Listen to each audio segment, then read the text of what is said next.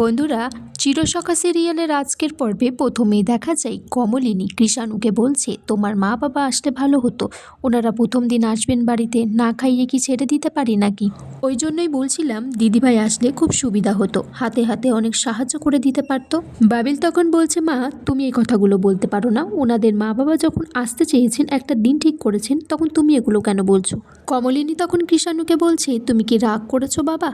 তখন বর্ষা বলছে, রাগ তো করবেই মামুনি, আজ বাদে কাল মিঠির সাথে কিষাণুর বিয়ে হতে যাচ্ছে, আর তুমি এখন যদি এই ধরনের কথা বলো, কিষাণুর বাবা মা এই বাড়িতে আসতে চাইবে, মিঠিকে দেখতে চাইবে, এটাই তো স্বাভাবিক বলো। বর্ষা বলছে, তুমি যে কেন মিঠিকে নিয়ে এত রাগ করছো বুঝতে পারছি না, আমাদের মিঠি কি দেখতে খারাপ?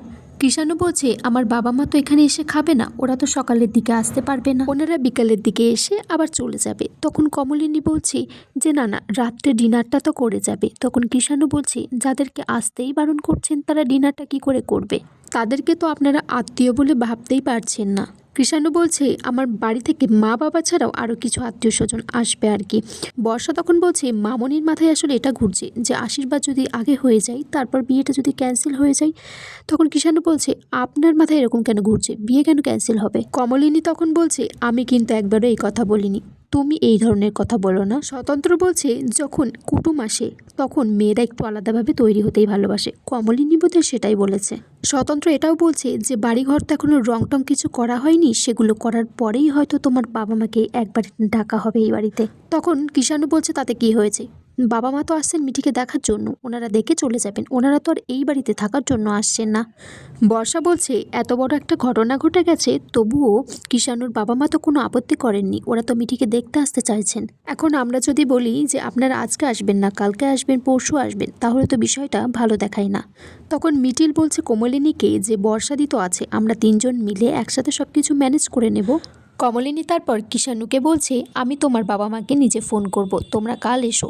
এদিকে মিঠিকে বলছে সেজে গুজে নিতে, কিন্তু মিঠি বলছে আমার ভালো লাগছে না সাজতে। বর্ষা তখন মিঠিকে বলছে, তুমি ওদের বাড়ির একমাত্র বউ হবে, তোমাকে তো একটু সাজতে গুজতে হবেই। তখন মিঠিল বলছে যে তোমাকে তো বাচ্চার ধকল নিতেই হয়নি। তখন বর্ষা বলছে যে হ্যাঁ, আমার তো বাচ্চাটা হয়নি, তাই তো ধকলটা নিতে হয়নি। মিঠিল বলছে, কিছু মনে করো না। বর্ষা মিঠিলকে বলছে, ভেবেছিলাম তোমার বাচ্চা কাচ্চা হলে সেটা আমিই মানুষ করে দেব। আর জানো তো, আমাদের বাড়ির পিছনে যখন বস্তি ছিল, সেখানে অনেক বাচ্চা কাচ্চারা আসতো, আমি তাদের সাথে খেলা করতাম, আমার মা অনেক বকতো। মিটিল তারপর বর্ষাকে বলে, আমাকে খেতে ডাকতে আসার জন্য তোমাকে অনেক ধন্যবাদ।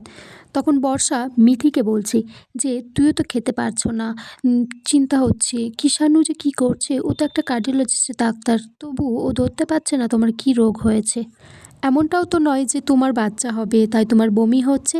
তখন মিঠিল বলছে, এই রকম কেন বলছো ওকে? তখন সেখানে রশ্মি আসে, এসে বলে যে মিঠিকে, যে আজকে তো তোর দেখতে আসছে কিষাণুর বাবা মা, আর তুই সাদা শাড়ি পরেছিস, সেরকম সেজেছিস কেন, একটু ভালো করে সেজে আয়, যতই হোক তো শ্বশুর শাশুড়ি তোকে দেখতে আসছে।